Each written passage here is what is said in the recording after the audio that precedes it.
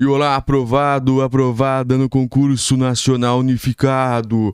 Eu vou fazer aqui uma análise direta aos editais. Passei um bom tempo lendo todos os 8 editais, os 8 concursos, digamos assim. E já tenho até um macete, hein? E aqui vou fazer primeiramente um resumo do que eu vou falar aqui nesse pequeno vídeo, esse pequeno, podcast, talvez. Não sei se você está ouvindo ou nos assistindo, mas também logo depois do resumo já falo o macete desde já para você entender que nós somos diferenciados aqui. Não só na Amazon que nós estamos escrevendo, nós estamos colocando alguns conteúdos para ajudar as pessoas que estão nessa lida para o concurso nacional unificado e para entender também, eu já desde logo vou dizer então, gostei demais dos editais, gostei bastante da organização, tenho certeza, eu já sabia que a CES Gran Rio ia fazer um grande ato. O governo federal a gente tem algumas dúvidas sempre, política a gente sempre tem dúvida, mas ao contrário do que as outras áreas do governo que é um pouco mais, enfim, um pouco mais diferente, né? Um pouco mais atrapalhado, digamos assim, um pouco mais desorganizado. O Ministério da Gestão, Inovação e Serviços tá de parabéns. Os editais são legais, lógico que é difícil de entender no começo, mas já de ler já vi um macete para você pular da uma pré-aprovação para ser aprovado, inclusive antes de alguns outros candidatos. Existe esse mecanismo dentro dos editais que você consegue a aprovação, você foi classificado e você consegue pular a aprovação antes das outras pessoas, não com título, não com nada, mas eu já vou falar o que é isso, mas fazendo um resumo. Então, voltando ao resumo rapidamente antes de dizer o macete, mas não vai ficar pro final, é rapidamente aqui. E depois eu vou fazer o resumo, falo do macete e depois a gente entra com tudo, analisando alguns pontos aqui do edital, porque realmente alguns pontos que merecem conversar. Claro que cada pessoa deverá ler o edital é obrigatório você ler, você entender mais ou menos o que vai funcionar, o que vai cair, o que vai deixar de cair, como é que você vai fazer a sua inscrição. Aqui eu vou fazer apenas um relato de quem entende um pouco dessa situação. Então o concurso nacional unificado ontem, no dia 10, realmente, eles simplesmente cumpriram a palavra que no dia 10 de janeiro iriam lançar o edital desse concurso tão difícil. Primeiramente, a gente pode falar o quê? Não é um concurso para vários cargos. Não era, tava meio estranho essa parte, né? Tava meio difícil de entender. Na verdade, são vários concursos em um só. São vários concursos, eles dividiram em 8 temáticas, e nessas 8 editais, digamos assim, por temas, por especificações, por agrupamentos, e aí você vai, já nós vamos conversar como que você vai entender para que lado você vai. Isso não é difícil de se entender, para lado que você vai. Você precisa, algumas coisas você precisa decidir, mas na maioria das vezes tá bem direcionado o caminho que cada pessoa deve seguir na hora de fazer a inscrição. Lógico que, pelo que eu entendi, dá para você, depois que você fizer a inscrição, depois que você fizer as suas escolhas, de repente você decidiu que quer mudar, você até consegue fazer a mudança. No edital tem essas mudanças, tem as possibilidades, mas eu imagino que vai ser difícil fazer. Então, quando for fazer a sua inscrição, não precisa fazer no começo, agora no dia 19, não há necessidade nenhuma disso você fazer desde logo, você pode fazer ao longo do tempo, quando mais pessoas fizerem análises. O edital, ouça outras pessoas que também estão lendo o edital para entender. Eu gostei bastante, como eu estou dizendo, do edital, gostei bastante da forma da organização, eu gostei bastante da seriedade. Então é realmente um momento, como eu disse lá atrás, quando lançou esse concurso, nós também lançamos na Amazon o Vadmeco, lançamos a Constituição, que eu falava que você deveria começar estudando a Constituição. Isso realmente, inclusive todos os artigos que eu falei da Constituição que deveriam cair, esses artigos estão nos 8 editais. Olha só, dizendo aqui, são 8 editais, mas é basicamente o mesmo. As minutas são muito parecidas na parte instrumental. Muda a especificação de cada cargo, muda as localidades, mudam a forma de qual órgão, isso muda um pouquinho. Mas porque é uma forma boa de se organizar, porque também não dava para fazer um edital para todo mundo. Então eles fizeram uma boa gestão. Eu separei aqui 2 minutas que eu achei interessante separar. Do 1 ao 7 são qualificações basicamente para pessoas que tenham curso superior, diplomas técnicos, alguma coisa do gênero, que já passaram do ensino médio e fizeram outro tipo de... e tem alguma especialização.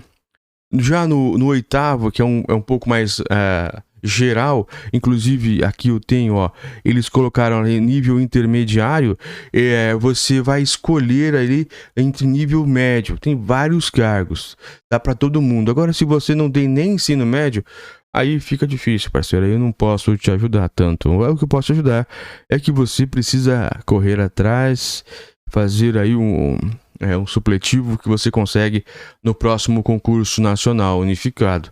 Ou então, de repente, né, a prova é em maio. A segunda fase, que é a primeira fase em maio, né, que eles falam lá, que a primeira fase são em 2 horários. De manhã, uma prova de português e uma redação, e à tarde, as provas mais específicas de cada cargo. Então você pode ir, lógico, às vezes, eu não sei se você consegue, mas fazer um supletivo. Fazer um supletivo agora, correndo, não sei se dá tempo, mas alguns conseguem ter o diploma, pelo menos do ensino médio. Dá pra correr atrás que você consegue. Então, o concurso nacional unificado, ele vai mesmo acontecer dia 5 de maio, 19 até fevereiro, 19 de janeiro até 10 de fevereiro, são as inscrições para você fazer, não precisa fazer correndo. Você pode escolher cada tema, são 8 temas ali, 8 fontes, 8 caminhos que você pode seguir. E agora eu começo a falar um pouco mais, mas como eu tinha prometido, eu vou falar aqui rapidamente sobre a questão desse macete para ser aprovado, para conseguir a nomeação, digamos assim, aprovação não, a nomeação antes de outras pessoas. Olha o tópico, a nomeação definitiva antes dos outros.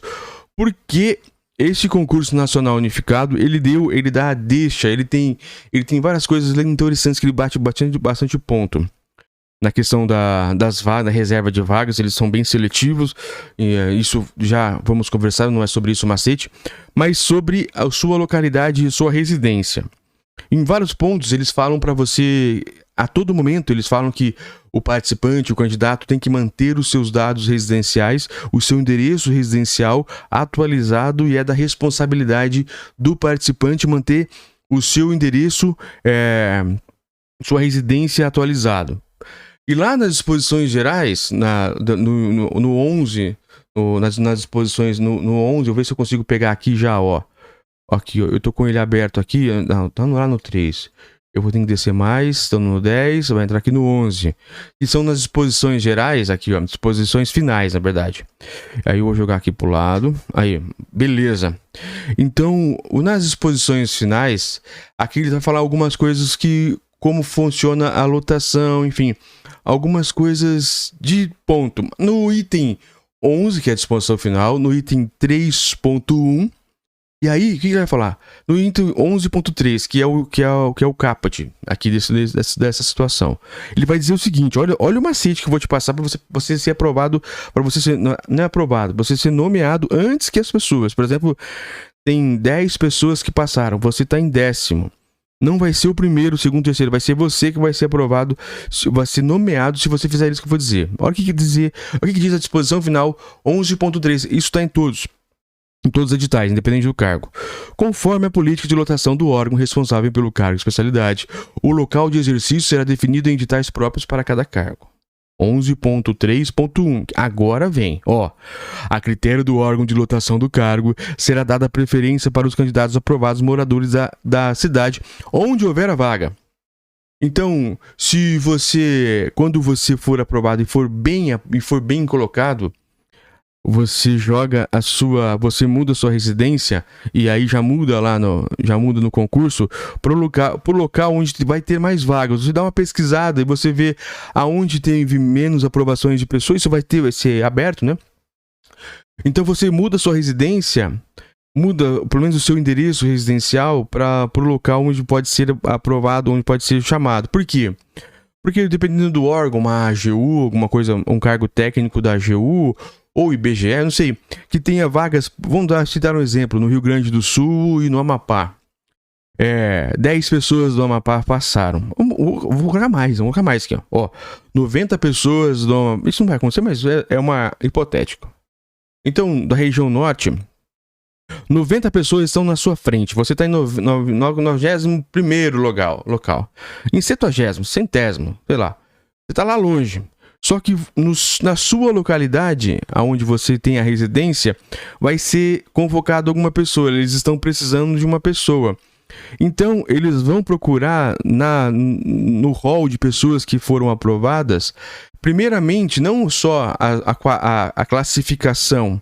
É importante, claro que é, mas eles vão daqui, segundo o item 11.3.1, a critério do órgão de lotação do cargo será dada preferência para candidatos aprovados, moradores da cidade, para ficar mais barato.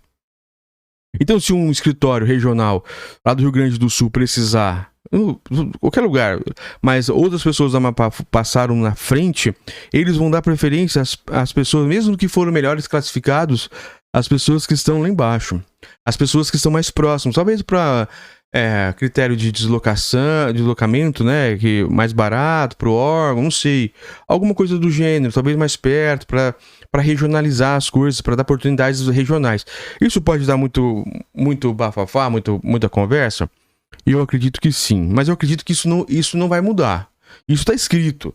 Então, lá em cima, na parte de inscrição do candidato, quando fala da inscrição do candidato, eles falam muito sobre a questão de você deixar o seu endereço sempre atualizado.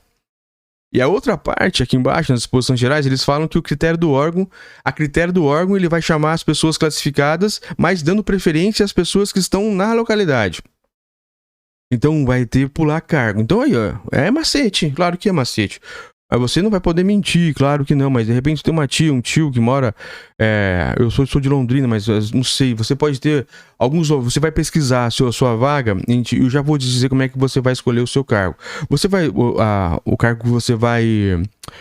disputar as vagas. Primeiro eu tô falando que eu tô sendo um pouco mais dinâmico e um pouco mais, digamos que positivo, porque eu só falo com pessoas que querem ser aprovadas. Então você foi muito bem colocado. Você tá colocado, não tá entre as vagas, não tá entre as 10, 15, 20 vagas, mas ficou bem colocado. Então você pega, estuda onde estão as melhores, onde as vagas, aonde tem mais pessoas precisando, dá uma pesquisada e coloca lá o seu endereço de residência, e aí só você esperar ser chamado, mesmo que você não mora naquele local, mas você pode fazer uma tia, um tio, faz alguma coisa assim, não vou falar para burlar também, mas faz essa situação, muda para lá também, a ideia é mudar, né, fazer bem certinho, também não me vá mentir a residência, mas muda, passa a sua residência para algum local, passa uma casa de uma tia, um tio, alguma coisa desse gênero, ou então fique esperto na sua região, porque às vezes na sua região você pode. Então é local de residência e não escolha de cargo. É isso que é importante também te dizer aqui, que não é por escolha. Você não vai escolher a região em si. Você vai escolher o cargo e vai escolher o órgão, né? E vai fazer dentro dos 8 temas, os 8 editais, você pode escolher um edital, e dentro do edital você vai poder colocar uma opção, 2, 3 ou até 4, se eu não me engano. E aí você vai escolher as suas opções e você vai poder dentro daquele edital, mas não muito fora daquilo. Isso é o macete, é você conseguir pular à frente das pessoas aprovadas como você para ser nomeado antes. Isso tá aqui no edital, foi como eu li. Se tiver alguma dúvida, vocês me procuram. Então, vamos falar propriamente. Nossa, estamos 3 minutos já. Vou ter que fazer um segundo vídeo para falar sobre... todos os editais, porque eu gostei bastante do edital. O concurso é dividido em etapas. Dentro dessas etapas é feito primeira fase, segunda fase, terceira fase e quarta fase, que são a fase preliminatórias, classificatórias, né? Que é onde você vai ter a questão das habilidades de conhecimento, vai ser a aplicação da prova, né, que vai ser prova objetiva e redação, que é classificatório. A segunda fase é perícia médica, né, dos candidatos que declararem deficiência, aí você que tem uma deficiência que vai entrar nas vagas do PCD, ou então indígena, ou qualquer outra minoria que venha, que você queira fazer a reserva de vagas, você vai ter que vai ter que provar depois da prova você vai ter que provar. E cada uma das minorias, né, dependendo cota racial, cota, enfim, PCD, essas coisas, indígena, você vai ter que depois provar. Então, faça bem certinho, pense bem antes de você escolher. Se você não faça errado, não tente burlar, eu acho que eu sou índio, eu tenho um sobrenome indígena. Não é assim. Eu tenho uma tia longa, uma avó antiga, uma avó, uma tataravó que era negro, e eu vou fazer... Não faça isso. Eu tenho uma deficiência, talvez. Não, você vai ter que provar essa deficiência através de documentos. Então, toma bem cuidado sobre isso. Então, a segunda etapa é sobre avaliação de título, aí vai ser dependendo do que você tiver, né? Mas o que me chamou muita atenção eu vou pegar aqui...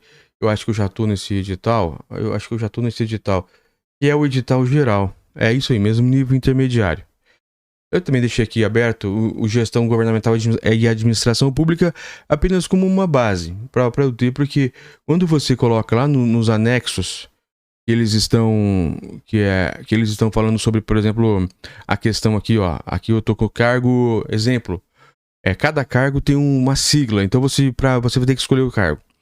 Então, como é que você vai escolher o teu cargo? São cargos nível técnico, nível intermediário, seria nível médio, nível técnico, nível de conclusão, de diploma. Então, primeiro você vai se olhar no espelho e vai se perguntar: eu tenho um diploma de alguma coisa? Se você não tem diploma de nada, então você não pode nem pensar no 1 ao 7º. Você já vai direto no 8º. Que lá é o pessoal do nível médio. E a prova do nível médio, uma prova tão mamão com açúcar. Eu li as questões, o que vai ser pedido em português, matemática e especificações. É tão simples, se você pegar o nosso Vadimeco, mas é tão simples mesmo. E eu vou deixar a análise mais profunda. Não, dá pra fazer, porque eu vou colocar aqui no podcast, então eu consigo. Depois eu faço o 1 e o 2. Então o que eu escolhi? Você vai escolher o seu cargo de acordo com a sua especialidade. Mas digamos que você não tenha especialidade nenhuma.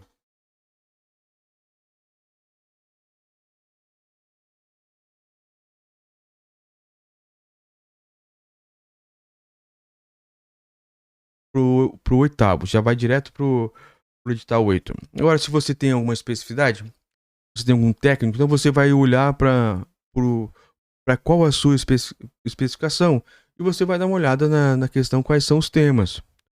Quais são os temas? Quais são os blocos temáticos? Aqui eu vou abrir aqui para a gente dar uma olhadinha. São 8 blocos temáticos. Olha lá.